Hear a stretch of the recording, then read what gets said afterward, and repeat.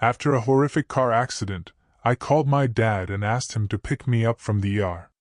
He texted back, "I'm at lunch with your stepmom, can't just leave." I replied, "Okay." What the police officer said when they approached his table at the restaurant made him wish he hadn't left me waiting. Here I was, bleeding out in an emergency room, the smell of antiseptic thick in the air, the world blurring around me. And my own father's response? A text message. 11 words. "At important lunch with Charlotte, can't just leave. Call an Uber." That was his choice, his appetizer over my life. That single text didn't just break my heart, it cost him $15 million, his company, his reputation, and the daughter who had spent 5 years building his empire while he took credit for every single brick. Hi, I'm Caroline, and I'm 28 years old. Today, I'm sharing the story of how a near-fatal car accident didn't just reveal the devastating truth about my father's priorities, but how real justice sometimes finds its way not through a judge or a jury, but through a boardroom full of witnesses, watching a man's choices finally catch up to him. The Irwin Holdings Tower pierced Seattle's skyline like a glass needle, 42 floors of ambition built on my grandfather's foundation and, more recently, my sweat. It was a Thursday evening, November 13th. I was alone in my corner office, the city lights blurring through my exhausted eyes as I reviewed the final blueprints for the waterfront tower project. This wasn't just any project. It was $15 million of architectural innovation that would reshape Seattle's harbor district. My gaze drifted to a photo on my desk, Mom, Dad, and me at my college graduation, 5 years before cancer stole her away. Back when Tyler Irwin still remembered he had a daughter, not just an unpaid senior architect who was effectively ghosting as his family. My phone buzzed, Tyler's name flashing across the screen. "Caroline, sweetheart." His voice carried that practiced warmth he reserved for important clients. "About your birthday dinner tomorrow." I cut him off, already knowing the drill. "Let me guess, Charlotte has another crisis?" He sighed. "She's having a difficult time with the penthouse renovation delays. You understand, don't you? We'll reschedule." The "we" stung more than the cancellation. This was the third birthday dinner he'd canceled this year alone. The seventh important moment Charlotte's manufactured emergencies had stolen since their wedding 3 years ago. "Of course, Dad. Charlotte needs you." The words tasted like ash. Through my office's glass wall, I watched the cleaning crew work through the executive floor. They'd seen this dance before. Tyler parading my designs to the board as collaborative family efforts, while Charlotte whispered poison about nepotism, subtly suggesting fresh talent to replace me. I turned back to the waterfront files, entering my private encryption password, the date Mom died. A date Tyler had conveniently forgotten 2 years prior. In 36 hours, these blueprints would secure the largest contract in company history. If only I'd known that in 36 hours, I'd be dying too, everything might have been different. The next morning, November 14th, I arrived at the office before sunrise, as always. An email waiting in my inbox made me pause.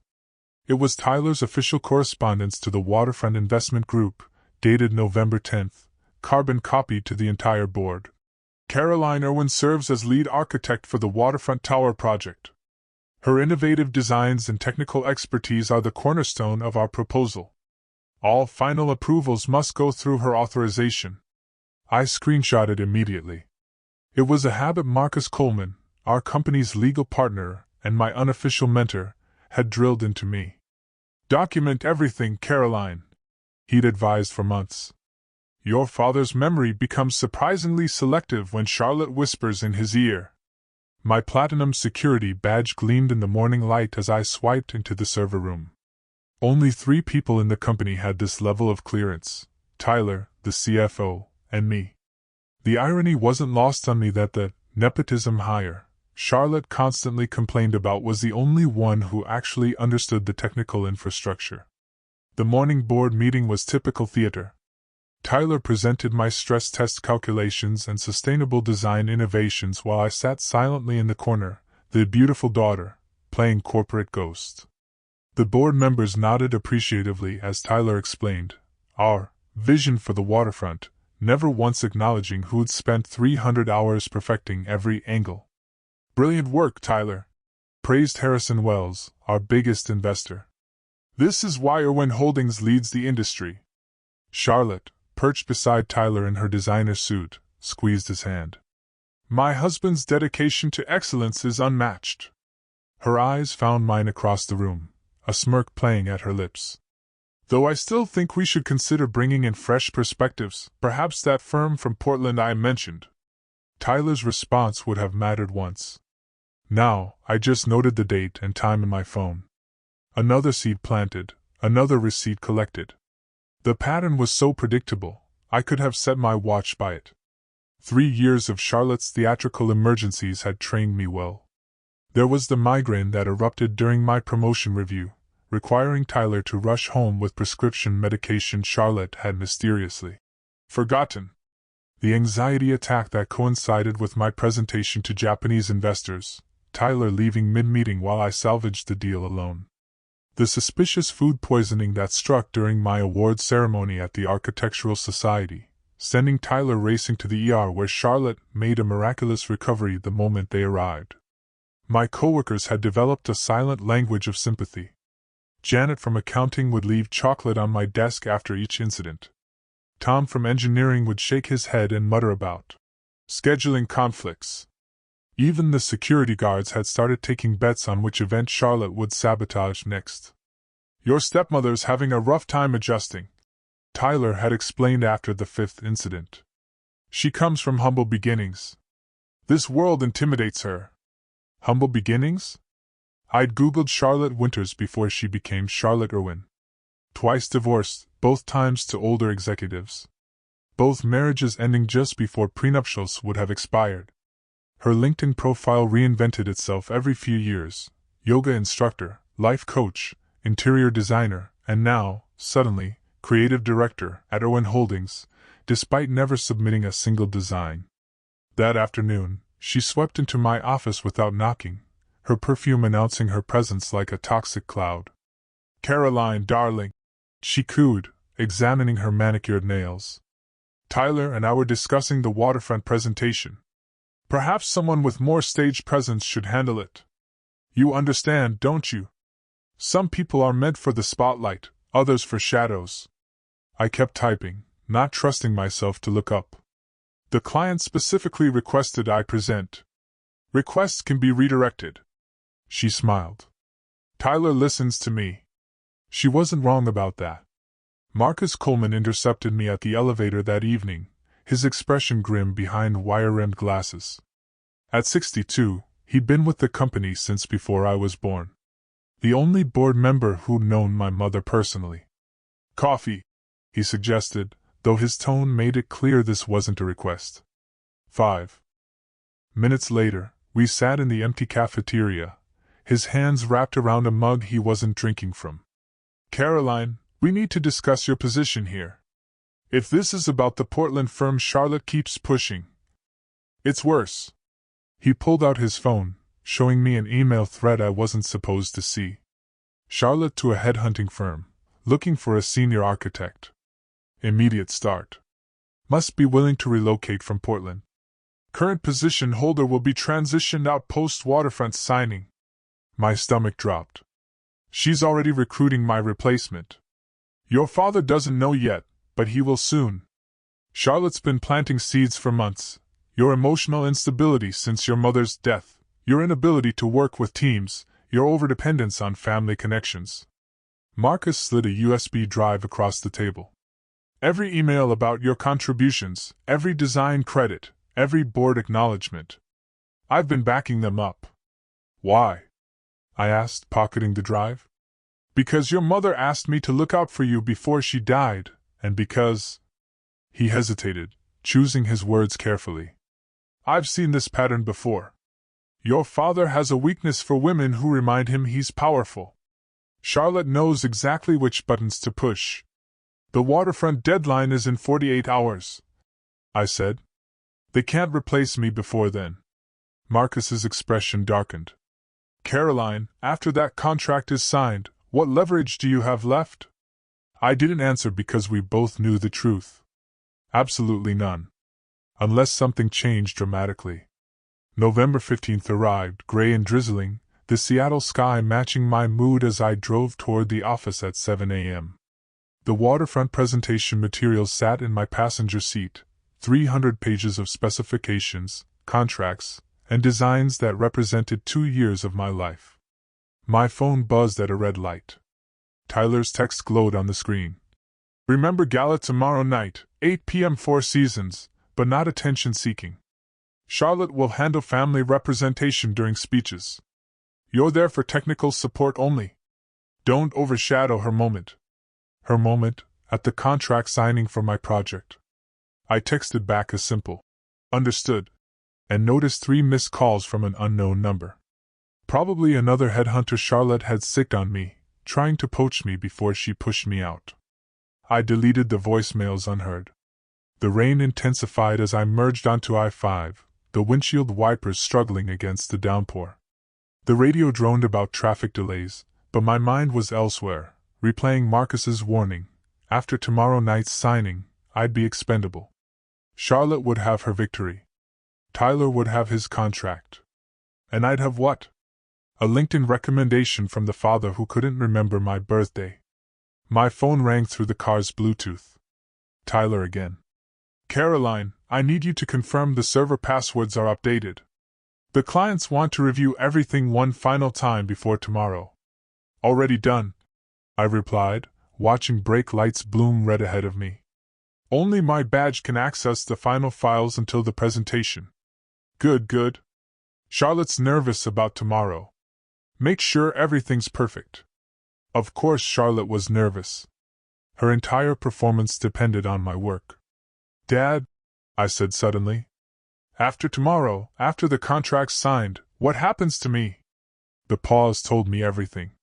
We'll discuss your future after the gala. The line went dead just as the 18-wheeler lost control. The truck jackknifed across 3 lanes like a writhing metal serpent, its trailer swinging toward my Accord with horrifying inevitability. Time dilated. I could see individual raindrops on my windshield. Count the rivets on the trailer's approaching wall. Noticed the terror in the truck driver's eyes as he fought for control. Impact.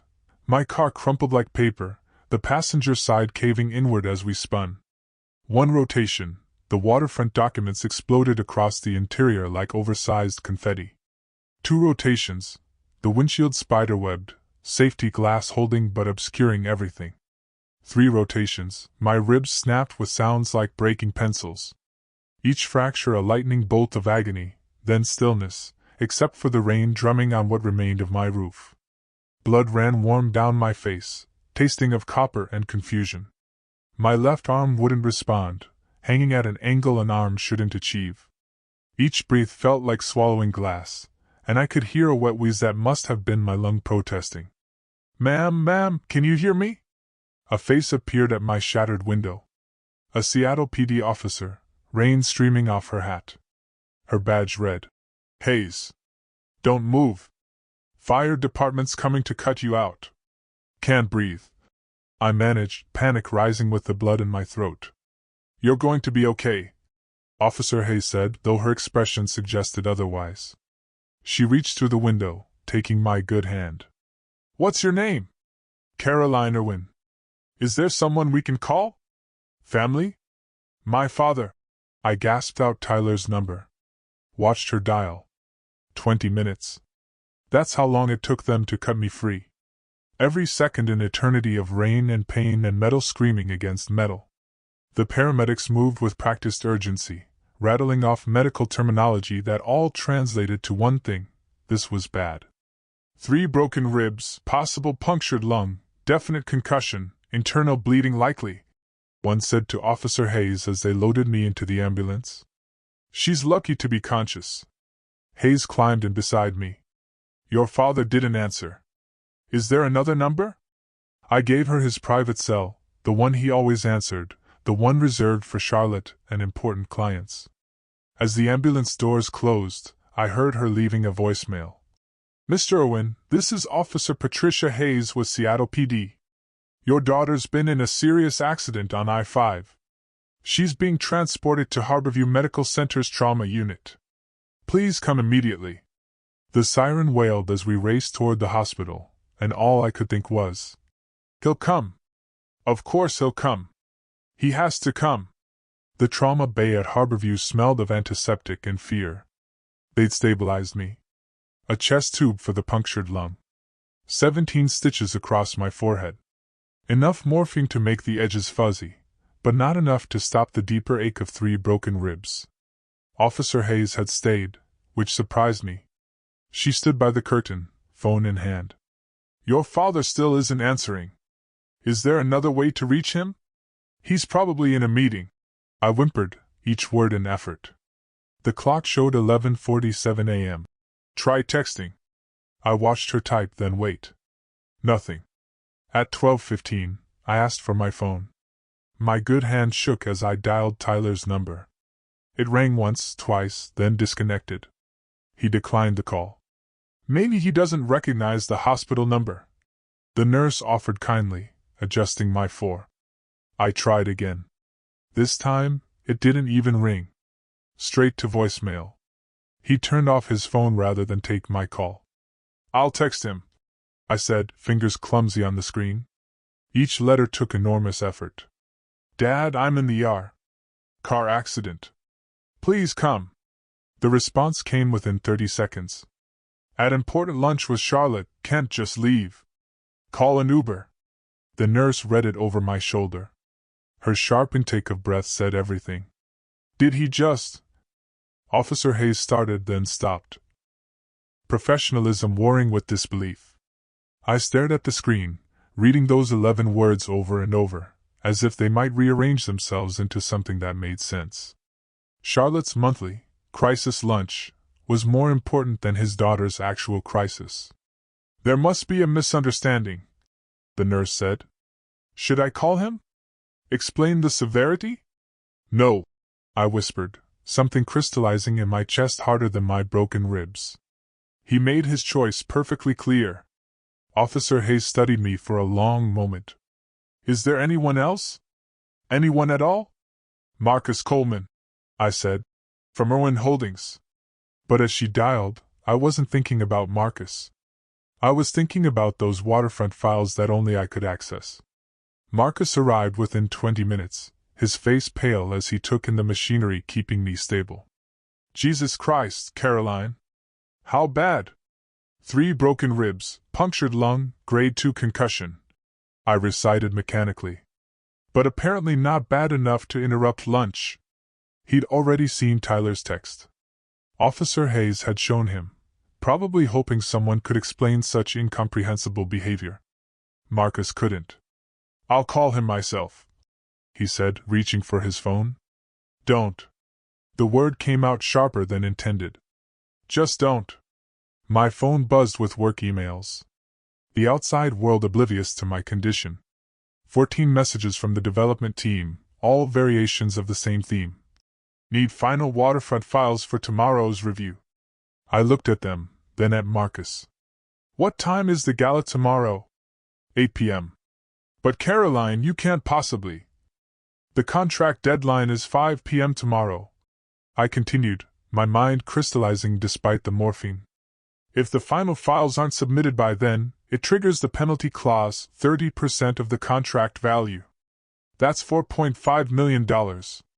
Only you can access them, Marcus said slowly, understanding dawning. Your badge. Your passwords. Tyler's been texting, I said, showing him the screen. 6 messages in the past hour, escalating from professional to panicked. Need those files uploaded ASAP. Caroline, this is urgent. Stop being petty about lunch. Answer your phone. This is about the company, not personal issues. You're being unprofessional. I turned off my phone completely. The small power down chime was oddly satisfying. Caroline, Marcus said carefully. You're angry. You're hurt, but destroying the company. I'm not destroying anything, I replied, settling back against the pillows despite the pain. I'm simply prioritizing my recovery. After all, I wouldn't want to interrupt anyone's important lunch plans. Marcus studied my face for a long moment. Then, surprisingly, he smiled. Your mother would be proud. By 6 p.m., Tyler had called me 23 times. Marcus sat in the visitor's chair, providing play-by-play commentary from his own phone as Tyler's messages to him grew increasingly unhinged. He says the IT team can't crack your password, Marcus reported. They've been trying for 3 hours.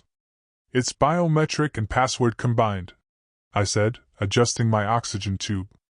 Mom's death date plus my thumbprint. Even Tyler doesn't remember when she died anymore. Marcus's phone rang again. He put it on speaker at my nod. Marcus, where the hell is Caroline? Tyler's voice filled the room, tight with barely controlled panic. She's not answering anyone. She's indisposed, Marcus replied evenly. Indisposed? We have $15 million on the line. The clients are flying in tonight. Tell her to stop playing games and upload those goddamn files. In the background, Charlotte's voice chimed in. I told you she was unstable, Tyler. This is deliberate sabotage. I can't fire her until after she uploads the files. Tyler snapped back, the first time I'd ever heard him raise his voice to Charlotte. Then make her. Charlotte shrieked. Threaten her. Bribe her. I don't care. Do something. Marcus. Tyler's voice dropped to desperation. Please. Whatever she wants. A raise, a promotion, a corner office. Just get her to respond. Have you considered, Marcus said slowly, that she might actually be unable to respond? That your text about calling an Uber might have been premature? Silence. Then, what text? What are you talking about? The one where you told your injured daughter to take an Uber from the emergency room. That's ridiculous. I would never. Charlotte. Give me my phone. Muffled arguing. Then Tyler again. I need to go, but Marcus, fix this. Whatever it takes. The call ended. Marcus looked at me. He doesn't even remember sending it. By the way, if you're still with me, make sure to hit that subscribe button. Trust me, more unbelievable stories are coming. Marcus returned the next morning, November 16th, carrying coffee and a folder that made my chest tighten with more than broken ribs. I did some digging last night, he said, settling into the chair. About your mother's last wishes. Mom's been gone 5 years, Marcus. Yes, but her attorney hasn't. He opened the folder, revealing documents I'd never seen. Elena wanted to divorce Tyler. Did you know that? The words hit harder than the truck had. What? 6 months before her diagnosis, she'd already filed preliminary papers, citing emotional abandonment and infidelity. Then the cancer came, and she reconsidered. Said she didn't want to leave you alone with him. I stared at the papers, my mother's signature bold and decisive at the bottom. She stayed for me. She protected you as long as she could. Marcus pulled out another document. She also left me something, a notarized statement about your contributions to the company, dated just before she died. She knew Tyler would try to sideline you eventually. Why didn't you tell me before? Because you weren't ready to hear it. You still had hope he'd choose you. He gestured to my hospital bed. I think that hope died yesterday at lunch. My phone, turned back on for medical updates, buzzed with a video message from Tyler. His face filled the screen, haggard and desperate. Caroline, sweetheart. There's been a misunderstanding. I didn't realize you were seriously hurt. Charlotte told me it was minor. Please, the company needs you. I need you. Just upload the files, and we'll discuss everything after the gala. I promise. Behind him, Charlotte's reflection showed in a mirror, rolling her eyes. Let him sink, Marcus said quietly. Your mother would understand. I deleted the message without responding. Tell me about the gala security. Who's handling it? Marcus smiled slowly. Why do you ask? Just curious who might be working tomorrow night. While I lay in my hospital bed, Charlotte decided to take matters into her own manicured hands. The head nurse, Patricia, came to check my vitals at 2 p.m. with an incredulous expression. There's a very persistent woman in the lobby claiming to be your stepmother. She's demanding your personal belongings and saying you've been terminated from your position. Through the door's window, I could see Charlotte in full performance mode, gesticulating wildly at security, her designer bag swinging like a weapon. She's also, Patricia continued, trying to convince security that you're mentally unstable and stole company property. Should I call Officer Hayes? No, I said, an idea forming. Let her in, but stay close. Charlotte swept in like a designer tornado, her perfume overwhelming the antiseptic smell. She stopped short, seeing my injuries, the chest tube, the monitors, the spectacular bruising across my visible skin. My God! She breathed, then quickly recovered. Well, this is what happens when you drive recklessly. The truck driver ran a red light, I said calmly. The police report confirms it. She waved dismissively. Whatever. I need your company badge and passwords. You're being terminated for dereliction of duty. On whose authority? Mine. As creative director. You can't fire me, Charlotte. Check the corporate bylaws. Only the board can terminate a senior architect, and only with a 2/3 vote. Her face flushed. Then give me the files. The presentation is in 27 hours. I'm medically incapacitated. Doctor's orders. You're doing this on purpose. She stepped closer, voice dropping to a hiss. I know what you're playing at. You think you're irreplaceable? Well, I've already got your replacement lined up. Someone from Portland who actually appreciates opportunity. Then have them upload the files, I suggested sweetly. Her hand raised as if to slap me, but Patricia stepped forward. Ma'am, I need you to leave now. Charlotte stormed out, but not before delivering her parting shot. You just destroyed your own future, you pathetic little. The door cut off the rest. At 4 p.m., my phone exploded with messages from James Rodriguez, head of building security. Marcus had him on speaker as James's panic filled the room. Caroline, thank God! Charlotte Irwin just tried to override your security credentials, but the systems locked me out. It says something about federal compliance protocols. I managed a small smile despite the pain. The waterfront project includes government subcontracts. My platinum badge is tied to federal security clearance. It can't be revoked without FBI notification and a formal investigation. Jesus! She's demanding I physically destroy your badge, says Tyler authorized it. Did he? He's not answering his phone. He's been locked in his office for 3 hours. Caroline, the entire IT department is in meltdown. They've tried everything. The files are encrypted with something called AES-256 military-grade encryption. I confirmed that, I replied. Part of the federal compliance requirements I implemented. Requirements that Charlotte called excessive paranoia in the last board meeting. James laughed bitterly. She's now screaming at the FBI field office on the phone, demanding they revoke your clearance immediately. They're not being helpful to her cause. In the background, I could hear Charlotte shrieking about national security and corporate espionage. James, I said, can you do me a favor? Send me the security footage of her trying to access my office. Already done. Also, Caroline, the Portland architect she's been courting?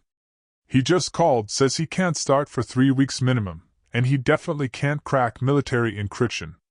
How unfortunate, I murmured. The board's called an emergency meeting for 5 p.m. James continued. They're discussing the penalty clause. $4.5 million due immediately if the files aren't submitted by tomorrow at 5. Tell them I'm indisposed, I said. Doctor's orders. Caroline, James said quietly. Good luck. We're all rooting for you. After he hung up, Marcus raised his coffee cup in a silent toast. Your mother's daughter through and through. Tyler arrived at 7 p.m., looking like he'd aged 5 years in one day. His usual perfect suit was wrinkled, his silver hair disheveled. He stood in my doorway holding a bouquet of grocery store flowers, the kind you grab desperately at the last minute. Caroline. His voice cracked. Sweetheart. I kept my eyes closed, listening to his expensive shoes shuffle on the linoleum. I know you're awake, he continued. The nurse said you've been conscious all day. Still, I didn't move. I'm sorry about the text. I didn't. Charlotte told me you just had a fender bender. She said you were being dramatic. My monitors betrayed me, heart rate spiking at the excuse. Please, Caroline, the company, our family legacy. It's all at stake. The board is threatening to remove me as CEO if this deal falls through. Just tell me the password. You don't even have to come to the gala. Silence. I'll give you anything. Name your price. $1 million bonus. Your own division. Just please don't destroy everything we've built. We. As if he'd ever included me in that word before. He moved closer, and I finally opened my eyes. He actually startled at the sight of my face, the stitches, the bruising that had turned purple-black, the oxygen tube. My God, he whispered. You really could have died. Would you have left lunch for my funeral? I asked, voice raspy. He flinched. That's not fair. Answered the question. Of course I would have. Liar. The word came out flat, emotionless. Charlotte would have had another crisis. Maybe her dress wouldn't fit right. Maybe the caterer would serve the wrong canapes, and you'd send flowers with a card saying sorry for your loss to your own daughter's funeral. Caroline, get out. He left the flowers on the nightstand. They were already wilting. Officer Patricia Hayes returned at 8 p.m. with a coffee and a conspiratorial expression that made me sit up despite the pain. So, she said, settling into the visitor's chair, I've been thinking about your father. Join the club. No, I mean legally thinking. She pulled out her notebook. Refusing to assist someone in medical distress when you have the means to do so, it's not technically criminal, but it's definitely worth documenting, especially when that someone is your dependent. I'm 28, hardly a dependent. You're on his insurance. You work for his company. You were asking for help during a medical emergency. She tapped her pen against the notebook. My sister went through something similar. Her ex-husband left her at the hospital during a miscarriage because his golf tournament was more important. The public shame was worse than any legal consequence could have been. I studied her face. What are you suggesting? The gala tomorrow night. Four Seasons Ballroom. 200 of Seattle's most influential people, plus media coverage. She smiled. That's a lot of witnesses for a public safety announcement about emergency contact responsibilities. You up for that, Caroline? I've been a cop for 15 years. I've seen every kind of family dysfunction imaginable, but a father who texts call an Uber to his dying daughter. She shook her head. That's a new low. Plus, it's technically my duty to follow up with emergency contacts who fail to respond appropriately. Tyler will have his lawyers. I'm not arresting him. I'm just delivering a public safety reminder about the importance of emergency contacts taking their responsibilities seriously. If he happens to be the example I use, well. She shrugged. Educational moments can happen anywhere. The gala's at 8. He'll be at the head table with Charlotte and the board. Perfect. Maximum visibility. She stood to leave, then turned back. We're something memorable tomorrow night. If you're going to burn bridges, might as well do it in style. After she left, I called Marcus. I need a favor. Can you get me discharged by tomorrow afternoon? That's medically inadvisable. So is choosing lunch over my life. Get me out, Marcus. I have a gala to attend. Caroline, what are you planning? Justice, I said simply. The kind that comes with 200 witnesses. November 17th, 6 p.m. The Four Seasons Ballroom. Glittered like a jewelry box, crystal chandeliers casting rainbow patterns across 200 place settings. I watched from across the street, leaning heavily on a cane Marcus had procured, my ribs screaming despite the prescription painkillers. Through the floor-to-ceiling windows, I could see the organized chaos of final preparations. Tyler stood at the podium, rehearsing his speech about family values and building legacies together. Charlotte floated between tables in a gold Versace gown that probably cost more than most people's cars, playing the perfect corporate wife. The Waterfront Investment Group's CEO, David Chin, whom Tyler always called David Smith to his face, the casual racism never quite hidden, paced near the bar, phone pressed to his ear, obviously agitated. My phone showed 53 missed calls from Tyler, 20 from Charlotte, and 1 text from the CFO. Board voted. If files aren't submitted by 8 p.m. tonight, you're terminated with cause, forfeiting all severance and benefits. 8 p.m., the exact moment Tyler would be mid-speech, celebrating a deal that didn't exist. Marcus appeared beside me, having parked the car. You sure about this? You can barely stand.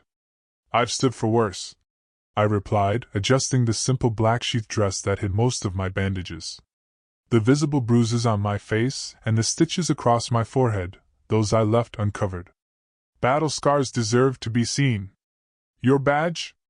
Marcus asked. I held up the platinum security card, the only key to $15 million.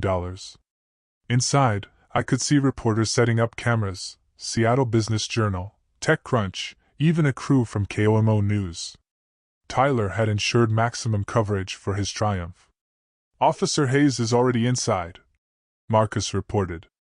She's at the bar, in full uniform. Good. What about the files? Marcus smiled. Safe in my office vault, ready whenever you decide to release them. I corrected. If I decide. We watched Charlotte tap a champagne flute, calling everyone to their seats. The show was about to begin. By 7:30, the ballroom's atmosphere had shifted from celebration to barely contained panic. Through the windows, I watched David Chin corner Tyler near the stage, his face red with fury. Marcus had his phone on speaker, connected to James from security, who was providing real-time updates from inside. Chin just said if he doesn't see the final designs in 30 minutes, he's walking, James whispered. Tyler's promising they're coming, but his hands are shaking. Charlotte had stopped floating and started hunting, her phone pressed to her ear as she stalked between tables. I could read her lips. Find her. I don't care if she's dying. Find Caroline now. Board members huddled in corners, whispering behind champagne flutes. The reporters sensed blood in the water, cameras swinging toward every heated conversation. Tyler just tried to stall, James continued. Told everyone there's a minor technical delay with the file transfer. Chin called. Bullshit. Said. Either Tyler's lying or he's incompetent. At 7:45, Charlotte grabbed the microphone, her smile brittle as glass. Ladies and gentlemen, we're experiencing a small connectivity issue with our servers. Please enjoy the champagne while our IT team resolves this minor hiccup. Minor hiccup, I repeated, watching her mascara start to run from stress sweat. Is that what I am now? Tyler had moved to the corner, frantically typing on his phone. Another message appeared on my screen. Caroline, I'm begging you. Don't do this to the family. The family. Not to me, not to us, but to the family. That abstract concept he'd hidden behind for years. At 7:55, Chin stood up from his table, his entire investment team following suit. That's our cue, I told Marcus. We entered through the main doors, just as Chin declared, loud enough for everyone to hear. This is unacceptable, Tyler. If you can't deliver the basic files, how can we trust you with $15 million? Every head in the room turned toward the confrontation. Perfect timing. Officer Patricia Hayes moved through the crowd like a shark through water, her uniform parting the designer gowns and tuxedos effortlessly. Her partner, a tall officer named Williams, flanked her as they approached the head table where Tyler stood frozen, champagne glass halfway to his lips.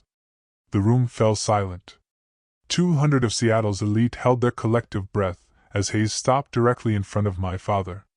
Mr. Tyler Owen. Her voice carried across the ballroom without need for a microphone. Yes? Tyler's voice cracked. Is there a problem, officer? I'm Officer Patricia Hayes, Seattle PD. I need to speak with you about your failure to respond to an emergency contact notification regarding your daughter, Caroline Irwin. Charlotte's face drained of color. This is a private event, ma'am. This is a public safety matter. Hayes pulled out her notebook, every gesture deliberate and visible to the watching crowd. Mr. Irwin, on November 15th at 12:15 p.m., you were notified that your daughter was in critical condition at Harborview Medical Center following a severe vehicle collision. Is that correct? There was a misunderstanding, I have here. Hayes continued, now reading from her notes, loud enough for the reporters to hear. Your text response to your critically injured daughter, at important lunch with Charlotte. Can't just leave. Call an Uber. End quote. Gasps rippled through the room. Phones appeared, recording everything. Mr. Irwin, your daughter suffered 3 broken ribs, a punctured lung, and a grade 2 concussion. She required emergency surgery. She could have died. Hayes let that sink in. And you told her to call an Uber. David Chin slowly set down his drink, his expression shifting from anger to disgust. This is ridiculous. Charlotte shrieked, grabbing Tyler's arm. She's being dramatic. It wasn't that serious. Ma'am, Officer Williams spoke for the first time. We have the medical records. We have the accident report. The truck driver has been charged with vehicular assault. This was nearly fatal. Tyler's mouth opened and closed like a fish gasping for air. The cameras were all trained on him now, capturing every second of his humiliation. Furthermore, Hayes continued, we're here to remind everyone about the legal and moral obligations of emergency contacts. When someone lists you as their person to call in a crisis, that's a responsibility you accept. Mr. Irwin, you failed that responsibility catastrophically. Where is Caroline? Someone called from the crowd. Is she okay? Hayes smiled grimly and gestured toward the entrance. Why don't you ask her yourself? Every head swiveled toward the doors where I stood, leaning on my cane, bandages visible, stitches prominent, bruises painting my face in shades of purple and yellow. The room erupted. David Chin was the first to move, rising from his chair with the controlled fury of a man who just discovered he'd been deceived. His voice cut through the chaos like a blade. Tyler, you told me your daughter was handling the final preparations. You assured me everything was under control. He looked at me, taking in my injuries, then back at Tyler. She nearly died 3 days ago, and you didn't even mention it. David, I can explain. No. Chen raised his hand. I've seen enough. Waterfront Investment Group is terminating all negotiations with Irwin Holdings, effective immediately. You can't. Tyler lunged forward, desperation cracking his composure. The contract? There is no contract, Chen said coldly. We haven't signed anything. And after witnessing this, he gestured to Officer Hayes, to me, to the entire mortifying scene. We never will. We don't do business with people who abandon their dying children for lunch. Charlotte tried to salvage the moment, her voice shrill. This is a family matter. It has nothing to do with business. Character is everything in business. Chen replied, then louder, addressing the room. If anyone else is considering partnerships with Irwin Holdings, I suggest you reconsider. A man who treats his daughter this way will treat your investments worse. Board member Harrison Wells stood next, his face grave. Tyler, we need to discuss this immediately. After the gala, Tyler started. Wells's tone brooked no argument. Emergency board meeting. This room. 10 minutes. The media frenzy intensified. Reporters pushed forward, shouting questions. Mr. Irwin, how do you respond to these allegations? Caroline, what happened at the hospital? Is it true you chose lunch over your daughter's life? Then from the back of the room, a man I didn't recognize stood up. Tall, distinguished, early 60s. I should probably introduce myself, he said, voice carrying. I'm Robert Winters, Charlotte's second ex-husband. Charlotte went rigid. I came tonight because I heard she'd found another victim. Tyler, did she tell you why our marriage ended? It was because she faked a pregnancy to trap me, then faked a miscarriage to keep my sympathy. She's played this game before. Manufacturing crises to control wealthy men. That's slander, Charlotte screamed. It's documented in our divorce proceedings, Robert replied calmly. Public record, just like our prenup, that she tried to break by claiming emotional distress from fake anxiety disorders. The room was in full meltdown now. Charlotte grabbed a champagne flute and threw it at Robert, missing widely. Security moved in, restraining her as she screamed obscenities. Tyler stood in the center of it all, his empire crumbling in real time, watching his wife being restrained, his board abandoning him, his reputation destroyed. And he still hadn't asked if I was okay. I moved through the parted crowd like Moses through the Red Sea, each step deliberate despite the searing pain in my ribs. Marcus walked beside me, ready to catch me if I faltered, but I wouldn't give them that satisfaction. Not tonight. The contrast was intentional, Charlotte and her golden Versace, me in simple black. Her perfect makeup, my visible wounds. Her hysteria, my calm.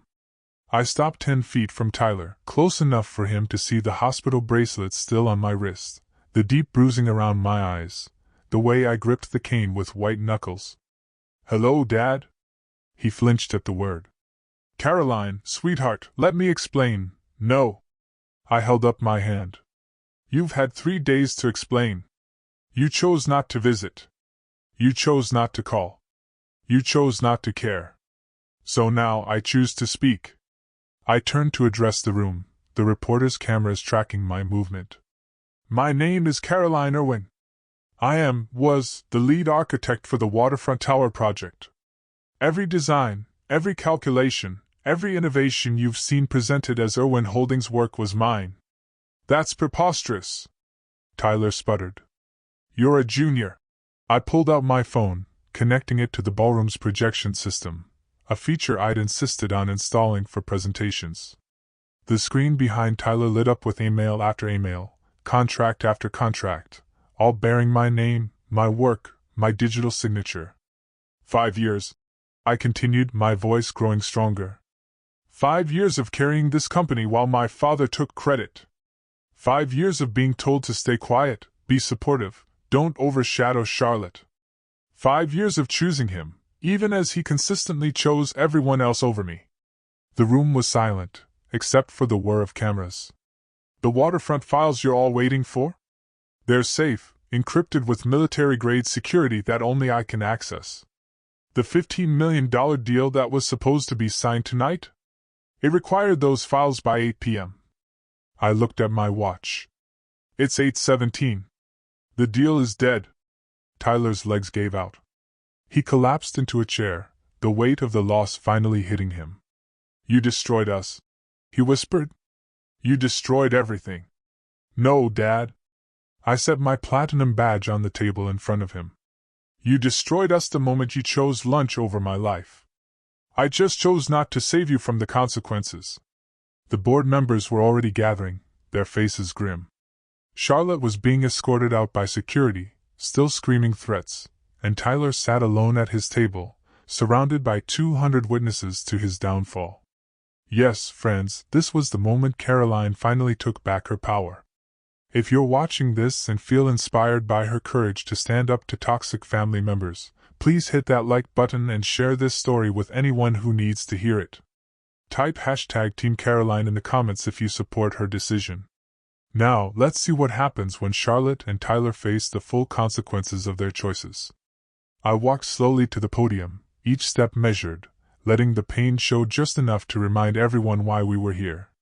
The microphone picked up my slightly labored breathing. Punctured lungs tend to do that. "Since I have your attention," I began, "let me tell you about Irwin Holdings' real foundation." The projection screen cycled through my designs, not just the waterfront, but everything. The Cascade complex that won Tyler his first major award. The Belltown towers that established our reputation. The sustainable designs that landed us government contracts. Every project that built this company's reputation over the last 5 years, I said, clicking through slide after slide, was designed primarily by me. Here's the metadata proving creation dates. Here are the server logs showing who actually did the work. Here are the emails where Tyler explicitly acknowledges my role before presenting my work as his own to clients. You ungrateful.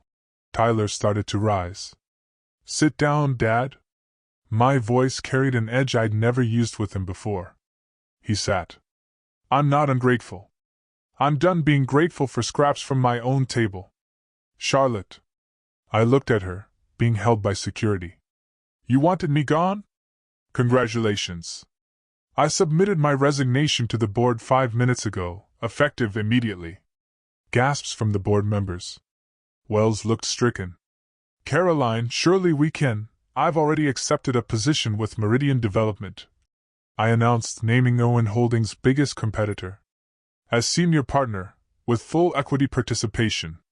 They value architects who actually design buildings, not just take credit for them. You can't. Tyler exploded. The non-compete clause doesn't apply when termination is constructive dismissal. Marcus spoke from his position near the board table. Failing to provide a safe working environment, systematic credit theft, and allowing workplace harassment all void that clause. I should know. I wrote it. I clicked to the final slide, a photo of my mother. Elena Irwin died believing her husband would protect her daughter. She was wrong. But she was right about one thing. I didn't need his protection. I needed to protect myself from him. Charlotte broke free. Momentarily, lunging toward me. You vindictive little bitch! You ruined everything! Security restrained her again, but not before the cameras caught her designer shoe flying off, her perfect hair destroying itself, her true nature fully exposed. No, Charlotte, I said calmly. You ruined everything the day you convinced my father that lunch with you was more important than his daughter's life. I just declined to fix it. The board was huddling now, their emergency meeting beginning without Tyler. Charlotte's complete unraveling happened in full view of Seattle's elite and every major media outlet. As security tried to escort her out, she broke free one more time, her golden Versace gown tearing at the seam. You think you've won? She screamed at me, mascara streaming down her face in black rivers. You pathetic nobody! I made Tyler choose. Every single time I made him choose me over you. The room went silent. Even Tyler looked stunned. Every emergency, every crisis, I planned them all. She laughed hysterically. The migraines when you had presentations, the anxiety attacks during your meetings. God, he was so easy to manipulate. Wave a little distress, shed a few tears, and he'd abandon you every single time. Charlotte, stop talking, Tyler said weakly. Why? It's over anyway. She spun to face him. You spineless fool! Your daughter was the only one keeping your company afloat. And you let me convince you to destroy her. The prenup I signed? It only pays out if we're married 5 years. We've been married 3. I get nothing. She pulled out her phone, waving it wildly. And these credit cards? Already declined. Your board froze the accounts 10 minutes ago.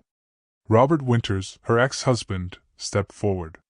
Charlotte, you need help. Shut up, Robert! She threw her clutch at him. You and your pathetic prenup lawyers! You all think you're so smart with your contracts and clauses. She turned back to me, her face contorted with rage. But you're worse than all of them. You had everything. His love, his company, his legacy. And you threw it away for what? Principles, I said simply. Dignity. Yes, exactly that. Security finally managed to drag her out, but not before she screamed one last thing. Tyler, I never loved you. I just wanted the money. The ballroom doors closed on her final shriek, leaving 200 people in stunned silence. Tyler sat at his table, looking like he'd aged a decade in 10 minutes. Harrison Wells called the emergency board meeting to order right there in the ballroom, not even bothering to move to a private room. The humiliation would be complete and public. Tyler Irwin, Wells began, his voice carrying the weight of 40 years in business. The board has lost all confidence in your leadership. The loss of the waterfront contract alone constitutes gross negligence. Harrison, please! Furthermore, Wells continued, we've just learned that our lead architect, responsible for 80% of our successful projects, was driven to resign due to your systematic marginalization and the hostile work environment you allowed your wife to create. The other board members nodded in agreement. Jennifer Park, the CFO, stood up. I motion for an immediate vote of no confidence in Tyler Irwin as CEO of Irwin Holdings. Seconded, said three voices simultaneously. All in favor? Every hand raised except Tyler's. Motion carried. Tyler Irwin, you are hereby removed as CEO, effective immediately. Wells turned to the room at large. James Rodriguez, our security director, will serve as interim CEO while we search for a permanent replacement. James, who'd been standing near the back, looked stunned but stepped forward. Additionally, Jennifer Park announced, the $4.5 million penalty for the failed waterfront deal will be paid from Tyler's personal assets as stipulated in his CEO contract's liability clause. You can't do this. Tyler stood, swaying slightly. This is my father's company. My name is on the building. Your father's company, Wells said coldly, which you've just destroyed in a single evening. Your name will be removed within the week. A reporter shouted. Mr. Wells, what about Caroline Irwin? Wells looked at me with genuine regret. Miss Irwin, the board formally apologizes for failing to protect you. If you would consider staying. No, I said firmly. That bridge burned when my father chose lunch. The vote was done. The company Tyler had inherited, coasted on, and claimed credit for was no longer his. Tyler caught up to me in the parking garage, his designer shoes slapping against concrete as he ran. Marcus stepped protectively closer, but I held up my hand. Caroline, wait, please! I turned slowly, leaning heavily on my cane. What could you possibly have to say now? I'm sorry. I'm so sorry. He was crying now, ugly sobs that echoed off the concrete walls. Charlotte manipulated me. She poisoned me against you. I see that now. You see it now? I laughed, but there was no humor in it. When it's cost you everything? I'll divorce her immediately. I'll make you CEO. I'll sign everything over to you. He dropped to his knees on the oil-stained garage floor, his tuxedo ruined. You're my daughter, my only family. Please don't leave me. I was your daughter when I called from the ER too. I made a mistake. No, Dad. A mistake is forgetting a birthday. Choosing lunch while your daughter is dying? That's a choice. One you can't take back. He grabbed at my dress. You can't do this. I'm your father. Marcus stepped forward then, gently but firmly removing Tyler's hands. Mr. Irwin. Caroline has made her position clear. She's my daughter. Tyler screamed. She owes me. I owe you nothing. I interrupted. Mom's the one who built this company's reputation with her designs. I'm the one who maintained it. You are just a name on the door. Caroline, please. Goodbye, Tyler. Marcus helped me into the car. As we drove away, I could see Tyler in the rearview mirror, still on his knees in the parking garage, surrounded by the debris of his choices. Are you okay? Marcus asked gently. I will be, I said. And for the first time in years I meant it. Monday morning, November 19th, Marcus's law firm conference room. Tyler sat across from me, flanked by two lawyers who looked like they'd rather be anywhere else. I hadn't seen him since the garage. He looked hollow, unshaven, his usual commanding presence reduced to nothing. Marcus slid the first document across the table. Restraining order. Mr. Irwin is prohibited from coming within 500 feet of Caroline, her new workplace, or her residence. Tyler's lawyer reviewed it, whispered something. Tyler signed without protest. Next, the intellectual property claim, Marcus continued. Caroline is seeking compensation for 5 years of unattributed work based on industry standards for architectural design, plus damages for career suppression. We're seeking $3 million. $3 $3 million? Tyler's lawyer sputtered. Would you prefer we go to court? Marcus asked mildly. The evidence is comprehensive. Every email, every design, every instance of credit theft. The media would love a follow-up story. Tyler signed. Finally, Marcus said, the criminal complaint for reckless endangerment. Officer Hayes has filed charges based on Tyler's failure to provide aid during a medical emergency. That won't stick, Tyler's lawyer protested. Perhaps not, Marcus agreed. But the trial will be public. Every detail will be reported. Is that what you want, Mr. Irwin? Tyler looked at me, then really looked at me. What do you want, Caroline? Really want? I want you to understand that actions have consequences. I said. I want you to remember that you chose Charlotte over me when I was dying. And I want to never have to remind you again. He signed the last document with shaking hands. The payments will be structured over 2 years. Marcus explained. Any missed payment voids the restraining order restrictions and triggers immediate full payment plus penalties. Tyler stood to leave, then paused. Caroline, I don't. Just don't, I said. He left without another word. Within 2 hours of the gala, #DadChoseLunch was trending #1 on Twitter. Someone had live-streamed Officer Hayes' confrontation, and the video had 3 million views by morning.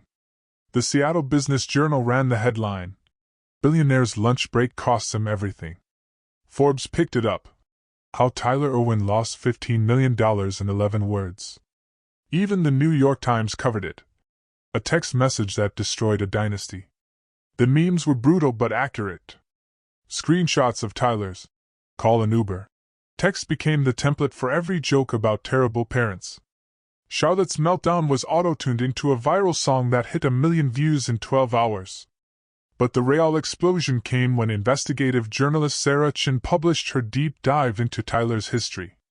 She'd found 3 former employees who'd quit after Tyler claimed credit for their work. 2 contractors who'd been stiffed on payments while Tyler bought Charlotte jewelry. A pattern of exploitation going back years. My LinkedIn exploded with messages, job offers, interview requests, speaking engagements.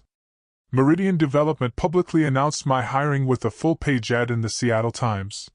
Welcome, Caroline Irwin. Where talent is recognized, not stolen. Tyler tried to do damage control, releasing a statement through his lawyer about family misunderstandings and media exaggeration. It backfired spectacularly when someone leaked the security footage of Charlotte admitting to faking every crisis.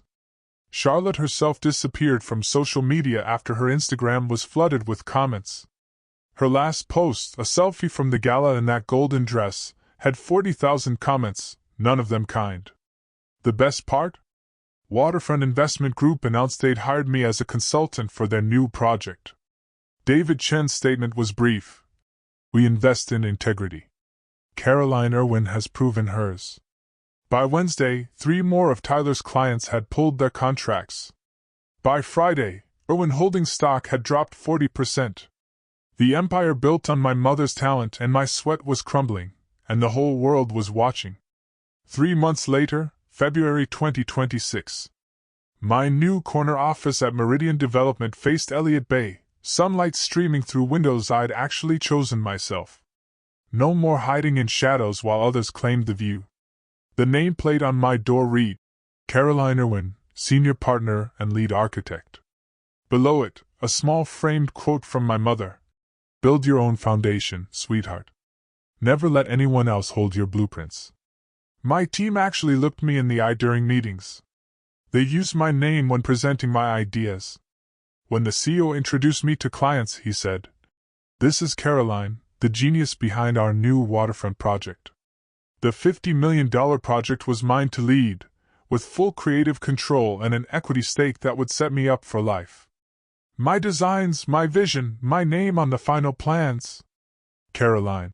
My assistant knocked. Your 3 o'clock is here. Send them in. But instead of a client, Marcus walked in with a smile and a bottle of champagne. Thought we should celebrate. The final payment from Tyler cleared today. All $3 million, every penny. He sold the house to make the last payment. I should have felt guilty. I didn't. Also, Marcus continued, popping the cork, Officer Hayes wanted me to tell you that the community service portion of Tyler's sentence starts next week. He'll be teaching workplace safety at the community center, specifically, the importance of emergency contacts. Poetic justice. I murmured. Your mother would be proud, Marcus said, raising his glass. You didn't just survive him, Caroline. You thrived despite him. We clinked glasses, and I looked out at the bay where my next project would rise. My design, my name, my future. For the first time in my life, I wasn't Tyler Irwin's daughter. I was just Caroline. And that was more than enough. Charlotte Winters, no longer Irwin, became Seattle's cautionary tale. The divorce was finalized in record time, Tyler's lawyer successfully arguing fraud and manipulation. The prenup she'd mentioned at the gala held firm. 3 years meant zero payout. Marcus kept me updated through his network. Charlotte had tried to land another wealthy husband, showing up at charity galas and country clubs, but her meltdown video had been seen by everyone who mattered. Robert, her second ex-husband, had helpfully shared their divorce records with anyone who asked. By January, she was working at a RE/MAX office in Tacoma, trying to sell condos. Her Instagram, once filled with designer goods and 5-star restaurants, went dark after someone posted a photo of her showing a studio apartment in a building Tyler used to own. The final indignity came when she tried to sell her story to a tabloid. My side, how Caroline Irwin destroyed my marriage. But the journalist fact-checked her claims, found the contradictions, and instead published an article about gold diggers who target vulnerable widowers. Her last public appearance was at a court hearing where Tyler sued her for fraud, specifically the $20,000 in charges she'd made on company cards for her fake emergencies.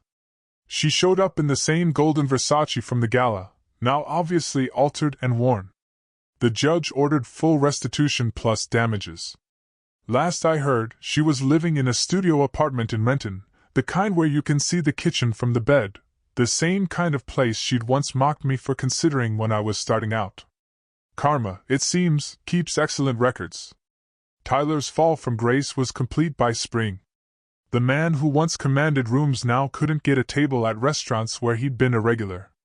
His country club membership was quietly revoked after 3 members complained about reputational concerns. He'd kept 20% of his net worth after the legal settlements, penalties, and forced asset sales, enough to live on, not enough to matter in the circles he'd once dominated.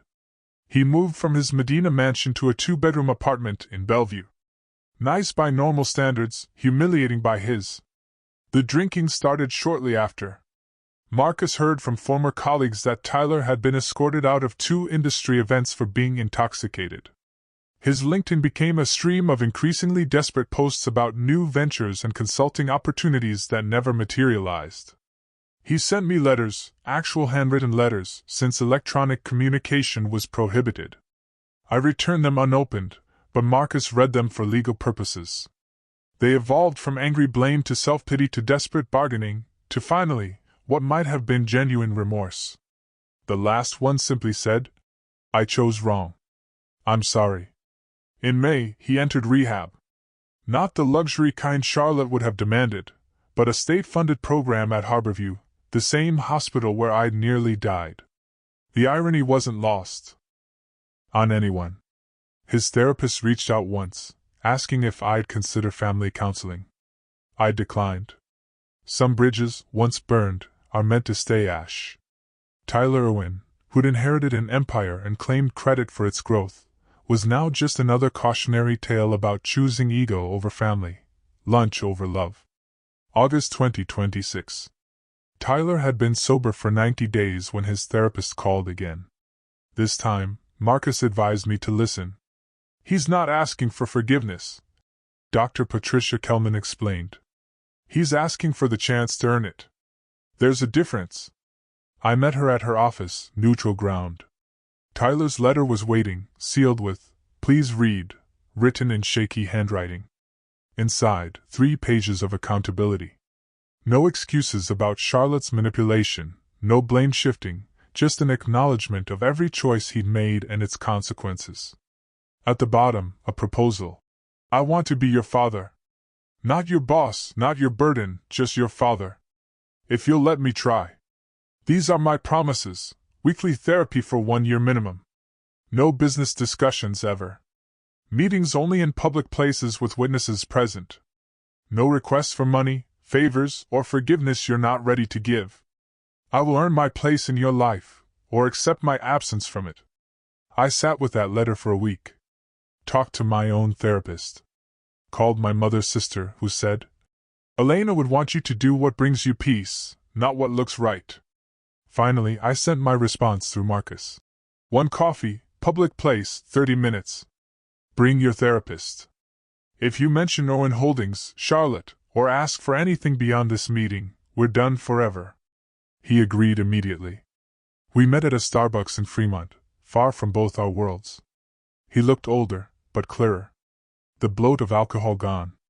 The arrogance replaced by something I'd never seen before, humility. Hi, Caroline, he said simply. Hello, Tyler, I replied. It wasn't forgiveness. It wasn't a reunion. It was just a beginning. The first honest one we'd ever had.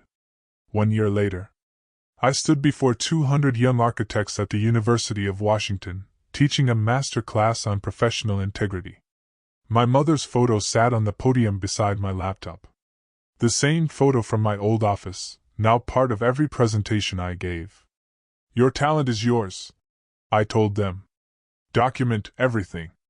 Set boundaries early, and never, ever let anyone make you small so they can feel big. A young woman raised her hand.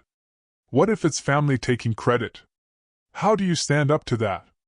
I smiled, thinking of how far I'd come. Family doesn't entitle anyone to your work or your worth.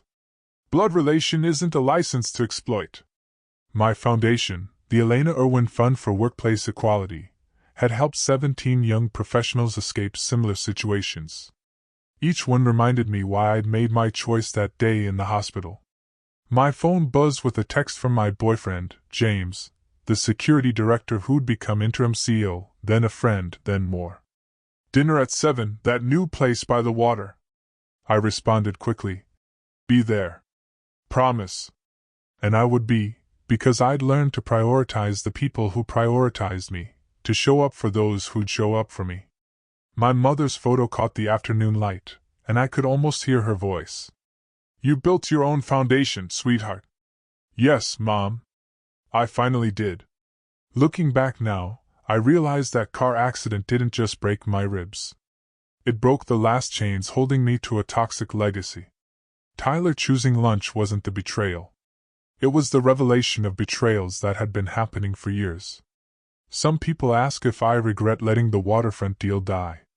I tell them, I regret staying silent for 5 years while my father sold my talent as his own. I regret every birthday I let Charlotte ruin. I regret not believing I was worth more than their scraps. But that November day when Tyler chose lunch, that's the day I chose myself. And I've chosen myself every day since. Success tastes different when it has your name on it. Love feels different when it comes from people who'd leave any lunch to be there for your emergency. Family means something different when it's built on respect, not just blood. Your worth isn't determined by those who refuse to see it. Your value doesn't decrease based on someone's inability to appreciate it. And sometimes the most powerful thing you can do is refuse to save people from the consequences of their own choices. He chose lunch. I chose my life. And I'd choose it again. Thank you so much for listening to my story.